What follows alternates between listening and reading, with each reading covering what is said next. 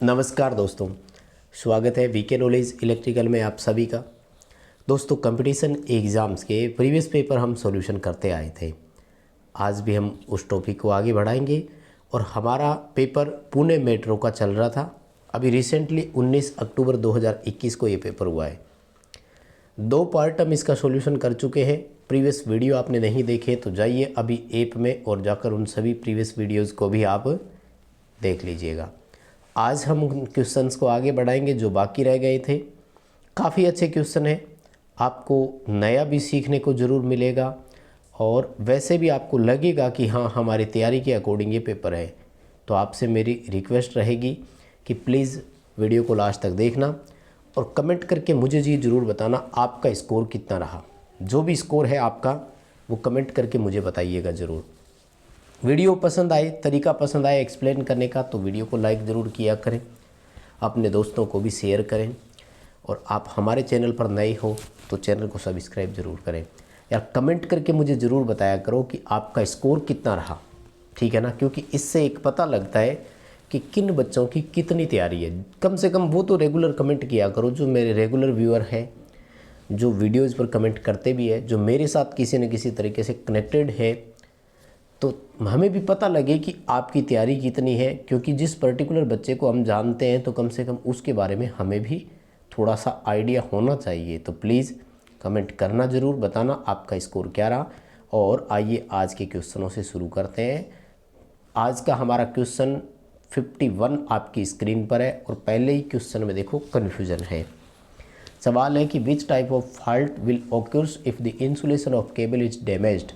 Cable का यदि insulation damage हो जाता है तो निम्न में से किस प्रकार का दोष उत्पन्न होगा। दोस्तों, इसने ये तो बताया नहीं कि केबल में कौन सा इंसुलेशन डैमेज हुआ है। अगर कोर के बीच में इंसुलेशन डैमेज हुआ है तो दोनों कोर, जैसे एक आर फेज़ के लिए एक वाई फेज़ के लिए यूज करते हैं, तो शॉर्ट सर्किट भी होगा। एंड बाहर की तरफ से एक केबल का इंसुलेशन डैमेज होता है तो उसको हम अर्थ फॉल्ट भी बोलते हैं। तो ये दोनों ऑप्शन यहाँ अपने सही रहेंगे। शॉर्ट सर्किट दोष भी होगा, अर्थ फॉल्ट दोष भी आएगा। आप दोनों ऑप्शन की तरफ जा सकते हैं। क्वेश्चन में ऑब्जेक्शन राइज कर सकते थे हम, लेकिन थोड़ा लेट हो गए थे इसलिए देखा नहीं था अपन ने। कोई बात नहीं, अभी ध्यान रखें इसमें दोनों ऑप्शन सही है वैसे, ठीक है ना। क्योंकि लैंग्वेज देखो, इसने इंसुलेशन फेलियर की बात करी है, ठीक है ना। चलिए अगले क्वेश्चन की तरफ आगे बढ़ेंगे और सेकंड क्वेश्चन बहुत ही ईजी सा क्वेश्चन है। थर्मोस्टेट के कॉन्टैक्ट पॉइंट किसके बनते हैं। कॉन्टैक्टर, रिले, थर्मोस्टेट, इन सब के जो कॉन्टैक्ट पॉइंट होते हैं वो चांदी के ही बनते हैं। चांदी को हिंदी में सिल्वर बोलते हैं, सॉरी इंग्लिश में सिल्वर बोलते हैं, हिंदी में चांदी लिखा हुआ है, सॉरी। तो सिल्वर ऑप्शन ही अपना यहाँ पर सही होगा। चांदी ऑप्शन के साथ जाएंगे, कॉन्टैक्टर हो, रिले हो, है ना। क्योंकि सर्वाधिक कंडक्टिविटी हम चांदी की ही मानते हैं, उसके बाद कॉपर आता है। कॉन्टैक्ट पॉइंट का जब भी क्वेश्चन आ जाए चांदी ऑप्शन की तरफ ही जाया करो, ठीक है। चलिए अगला क्वेश्चन आपकी स्क्रीन पर है। क्वेश्चन कह रहा है कि double cage squirrel cage induction motor में क्या होता है। हम सब जानते हैं रोटर पर 2 वाइंडिंग होती है, दोनों समांतर वाइंडिंग की तरह जुड़ी होती है। एक को बोलते हैं इनर केज, एक को बोलते हैं आउटर केज। और इनकी डिटेल मैंने आपको कंप्लीट बताया हुआ है कि कौन सी वाइंडिंग जो है वो किस तरह की होती है, यानी हाई रेजिस्टेंस की कौन सी है, लो रेजिस्टेंस की कौन सी है। फिर भी यदि आपको याद नहीं है तो एक बार और रिपीट में ज़रूर आपको करवा देना चाहूँगा।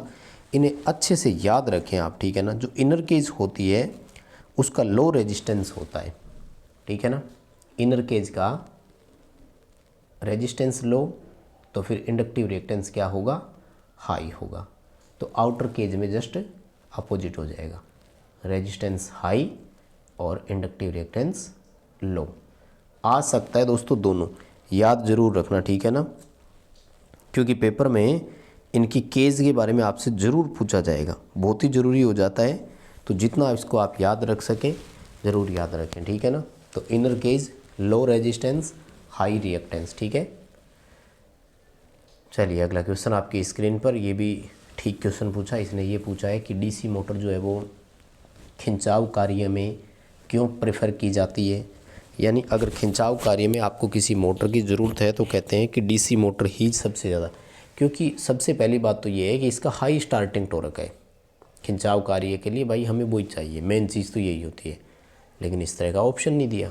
तो फिर क्या पूछना चाह रहे हैं, फिर ये बता रहे हैं हमें कि एक तो इसका जो टॉर्क होता है ना वो आर्मेचर धारा के वर्ग के समानुपाती है। अब ये नियम कहाँ से आया, ये नियम डीसी सीरीज मोटर से आया, क्योंकि हम सब जानते हैं कि खिंचाव कार्य में जो डीसी मोटर होती है वो डीसी सीरीज मोटर होती है और इसमें आर्मेचर धारा के वर्ग के समानुपाती टॉर्क होता है। और दूसरा कह रहा है कि speed inversely proportional to torque, यानी गति जो है वो टॉर्क के व्युत्क्रमानुपाती भी है। यानी आर्मेचर धारा अगर बढ़ती है तो टॉर्क उसके वर्गानुपात में बढ़ेगा, जबकि गति कम घटेगी। सी उत्तर यहाँ पर सही है, इस ऑप्शन के साथ ही मैं जाऊँगा। अगला क्वेश्चन, ये काफ़ी इंपॉर्टेंट क्वेश्चन है, पहले भी आ चुका है और बहुत अच्छा सवाल भी है। मेरा आपसे निवेदन कि इस तरह के क्वेश्चंस को आप ज़रूर याद रखें दोस्तों। पूछ रहा है कि सिलाई मशीन में जो यूनिवर्सल मोटर होती है उसमें गति नियंत्रण की किस विधि का उपयोग करते हैं, तो उसमें सप्लाई वोल्टेज को कंट्रोल करने वाली विधि का उपयोग करते हैं। इसने क्या किया, नाम बदल दिया, वेरिएंग द रेजिस्टेंस लिख दिया। प्रतिरोध मान को परिवर्तित करने वाली विधि, प्रतिरोध मान को परिवर्तित करने से वोल्टेज ही बदलते हैं, ठीक है ना। और वैसे भी देखो यूनिवर्सल मोटर में गति नियंत्रण की 3 विधियाँ मैंने आपको तीनों बताई, सेंट्रीफ्यूगल स्विच वाली, फील्ड टेपिंग वाली, सप्लाई वोल्टेज वाली। अगर आपने नहीं देखा तो single phase induction motor playlist में जाइए, वहाँ आपको यूनिवर्सल मोटर स्पीड कंट्रोल नाम से एक टॉपिक मिल जाएगा, छोटा वीडियो क्लास है, कंप्लीट देखना, पूरा समझ जाओगे। चलिए दोस्तों अगला क्वेश्चन। दोस्तों मैं इस क्वेश्चन से भी सहमत नहीं हूँ, ऑप्शंस हैं इन्होंने जो लिखा है गलत बिल्कुल, क्योंकि प्रैक्टिकली हमने बहुत देखा है। सवाल देखो क्या करें, कह रहा है कि स्क्विरल केज इंडक्शन मोटर के रोटर वाउंडिंग के लिए किसका यूज करेंगे। पहली बात, स्क्विरल केज का रोटर वाउंड ही नहीं होता, ठीक है ना। इसका रोटर होता है केज टाइप। केज टाइप का मतलब होता है इसमें चालक छड़ें होती है, और वो जो चालक छड़ें होती है ना वो एल्यूमिनियम की होती है। अब ये कॉपर ऑप्शन के साथ क्यों गए, क्योंकि ठीक है सवाल सही है ये ऑप्शन के हिसाब से, लेकिन तरीका गलत पूछा इन्होंने। यहाँ पर ये पूछना चाह रहे हैं कि अगर आप इसके स्क्विरल केज मोटर के रोटर की भी अगर वाइंडिंग करोगे तो क्या करोगे। देखो वाइंडिंग के लिए कॉपर सबसे सूटेबल होता है, इसलिए कॉपर को आधार माना है इन्होंने। अगर प्रैक्टिकली देखा जाए तो स्क्विरल केज मोटर का रोटर कभी वाउंड नहीं होता है, उसका रोटर केज टाइप रोटर कहलाता है, पिंजरा प्रारूपी रोटर बोलते हैं। और केज टाइप रोटर में एल्यूमिनियम कंडक्टर्स होते हैं, एल्यूमिनियम की बार होती है, ठीक है ना। तो अभी ठीक है, कुल मिला के ऐसा क्वेश्चन अगर आए तो फिर कॉपर ही करना, क्योंकि वाइंडिंग के बारे में बात कर रहे हैं। लेकिन जनरली अगर ये पूछा जाए ना कि स्क्विरल केज इंडक्शन मोटर का रोटर होता कैसा है, तो वो केज टाइप होता है और उसमें एल्यूमिनियम की छड़ें होती है। Next question, multi store building के लिए किस प्रकार की वायरिंग है, तो ट्री सिस्टम होता है। ये तो कई बार सवाल रिपीट हो गया आपके सामने, मुझे लगता है बहुत बार पहले भी आपने देखा होगा, उल्टा सीधा 2 बार आ गया कि ट्री सिस्टम वायरिंग प्रणाली कहाँ उपयोग की जाती है, तब मल्टी स्टोर बिल्डिंग उत्तर करते हैं, और मल्टी स्टोर का देकर ट्री सिस्टम का पूछ लिया, बात एक ही है। अगला क्वेश्चन दोस्तों, इसमें भी देखो इसने 2 ऑप्शन दिए और दोनों सही है। सवाल कह रहा है कि एक कंट्रोल पैनल में आपको ओपन सर्किट की पहचान करनी है, जांच करनी है, टेस्ट करना है, कौन सा इंस्ट्रूमेंट काम में लोगे। देखिए भाई, ओपन सर्किट को हम कंटिन्यूटी टेस्ट भी बोलते हैं, और कंटिन्यूटी जो है वो ओम मीटर से भी आ जाती है, मेगर से भी आ जाती है, और मल्टीमीटर से भी आ जाती है, कोई प्रॉब्लम नहीं है। तो इसमें ओम मीटर भी हम यूज कर सकते हैं, क्योंकि देखो मेगर और ओम मीटर की एक ही विशेषता है कि इनको तभी उपयोग करेंगे जब परिपथ में सप्लाई ऑफ हो। पावर ऑन जब हो तब तो अपन इसको यूज कर नहीं सकते, समझ रहे हो ना। तो मेगर और ओम मीटर दोनों ही सही है वैसे इसका कंटिन्यूटी जांच करने के लिए। हाँ, इसमें एक चीज़ फ़ायदा इन्होंने क्यों दिया है, क्योंकि हम साथ ही पैनल बोर्ड का इंसुलेशन रेजिस्टेंस भी टेस्ट कर सकते हैं, जो कि ओम मीटर से संभव नहीं था। कंटिन्यूटी, रेजिस्टेंस, इंसुलेशन रेजिस्टेंस, इसलिए मेगर ऑप्शन के साथ ये जाना चाह रहे हैं। अगला क्वेश्चन ये ठीक ठाक है, सिंपल क्वेश्चन है, सभी को आता है। अंडरग्राउंड केबल में मेटालिक सीथ पूछा है, धात्विक कवच तो शीशे का ही होता है, हम सब जानते हैं। तो शीशा या शीशे की मिश्र धातु, आप इसका उत्तर कर सकते थे। अगला क्वेश्चन दोस्तों, ये सवाल पूछा है कि ट्रांसफार्मर की बूस्टिंग जो टेस्ट करते हैं ना, उसमें एक डीजीए टेस्ट होता है। ये काफ़ी अच्छा क्वेश्चन है दोस्तों, मैं आपको बताऊं। ट्रांसफार्मर में पहले तो देखो बूस्टिंग क्या है। तो बूस्टिंग पोर्सिलिन यानी चीनी मिट्टी की बनी होती है। इनपुट और आउटपुट जो है वो कनेक्शन के लिए ये काम में ली जाती है। तो बूशिंग कई बार पंचर हो जाती है, अपने यहाँ बोला जाता है कि ट्रांसफार्मर की बूशिंग पंचर हो गई।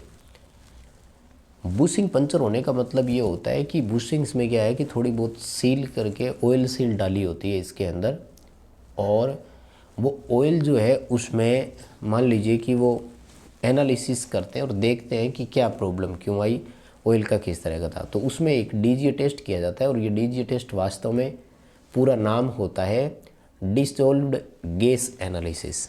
डिसॉल्व गैस एनालिसिस बोला जाता है, ठीक है ना। मतलब डीजीए का पूरा नाम ही यही था, और यही इसने पूछ लिया है ना कि किस तरह के टेस्ट को डीजीए बोलते हैं। तो डीजीए का मतलब ही यही होता है, डिसॉल्व गैस एनालिसिस। हालांकि प्रैक्टिकली या शॉर्ट में बोला जाता है, इसलिए इन चीज़ों को इन्होंने क्या पुटअप कर लिया। अगला क्वेश्चन देखो भाई, सवाल पूछ रहा है डीसी जनरेटर समांतर प्रचालन के लिए असेंशियल कंडीशन क्या है। असेंशियल क्वालिफिकेशन को कंडीशन को बोलते हैं आवश्यक शर्त।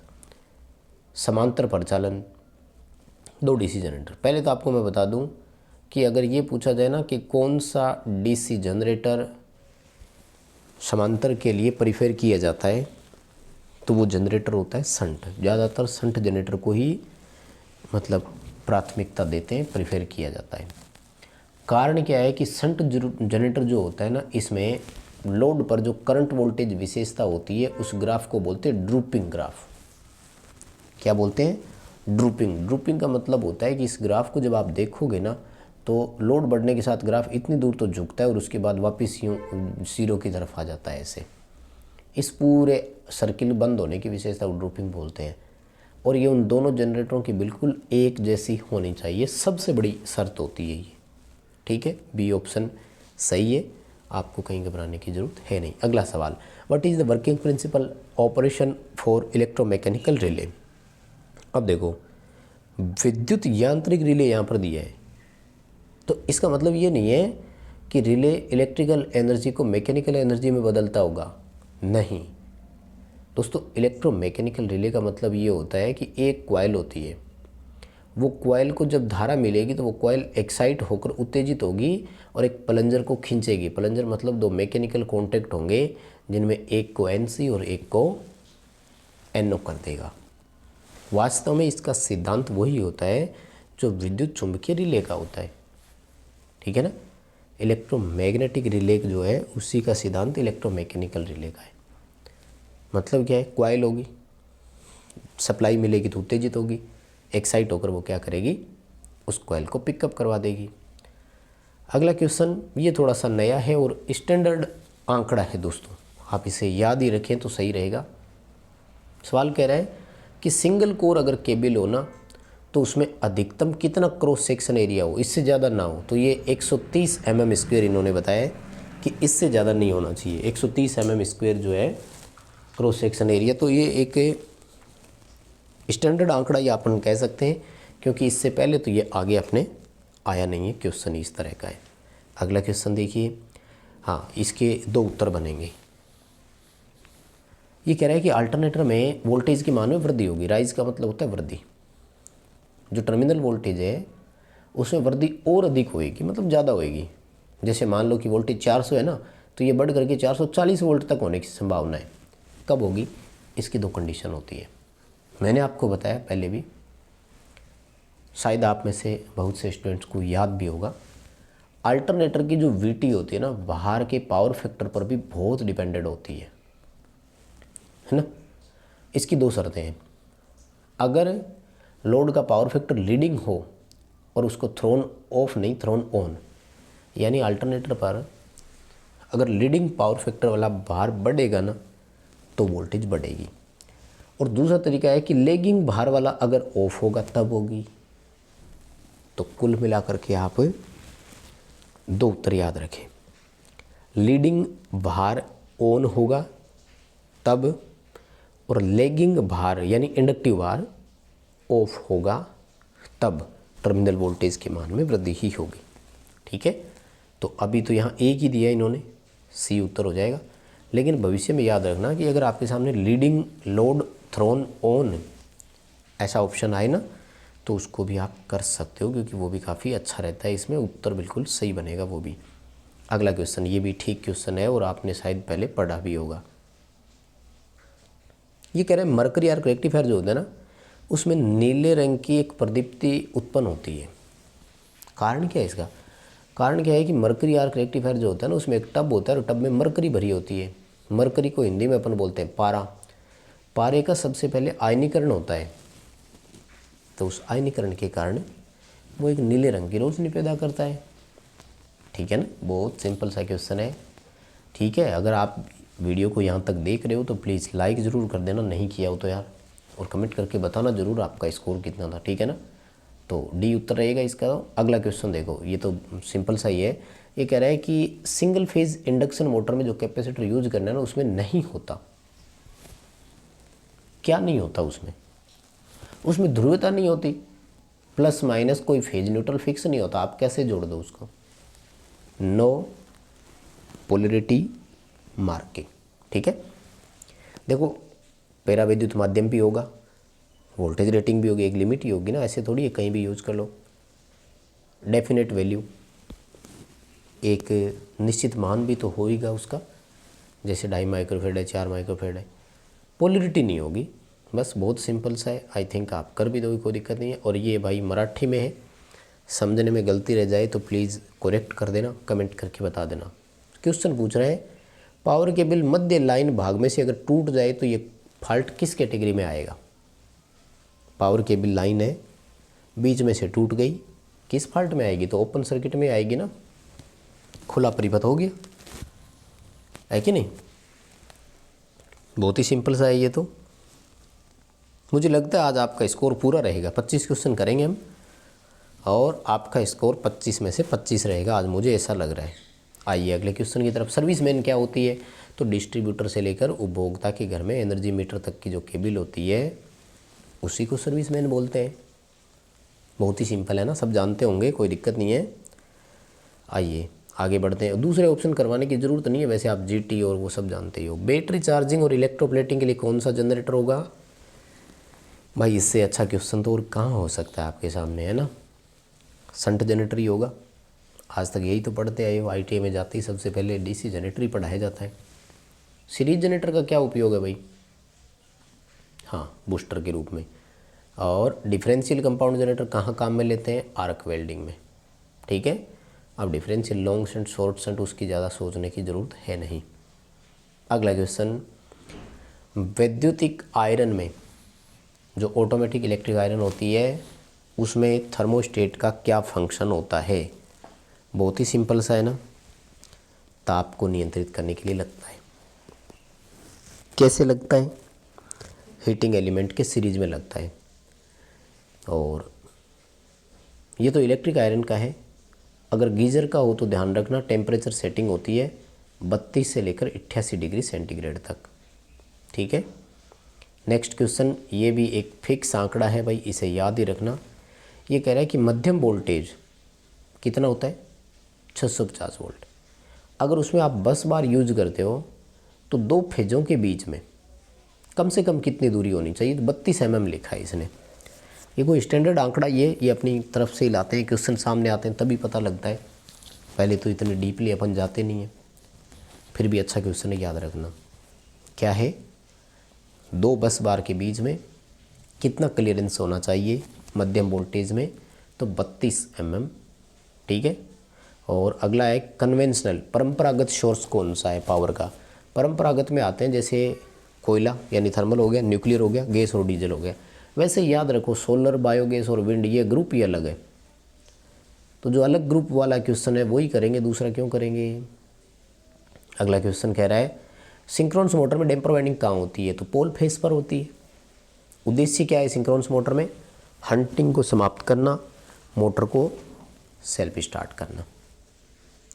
और अगला question, under excite synchronous motor का पावर फैक्टर तो लीडिंग कब होता, ओवर एक्साइट का, यूनिटी कब होता, लेवल एक्साइट का। ठीक है, बहुत ही इजी क्वेश्चन है, इसमें कोई दिक्कत थोड़ी है। और single phase capacitor start motor की स्टार्टिंग करंट कितनी है, 1.5 से 2 गुना होती है भाई। कितनी, अपने फुल लोड करंट की 1.5 से 2 गुना करंट के बराबर होती है। ठीक है, तो बस दोस्तों यही थे आज के 25 क्वेश्चन। आपका स्कोर कितना रहा कमेंट करके ज़रूर बताइए। वीडियो को लाइक कीजिए, दोस्तों को शेयर ज़रूर करें। हमारे चैनल पर आप नए हो तो चैनल को सब्सक्राइब जरूर करें, वीडियो शेयर करें ताकि दोस्त भी अपने चैनल के साथ जुड़ें, चैनल को आगे बढ़ाइए। बहुत बहुत धन्यवाद।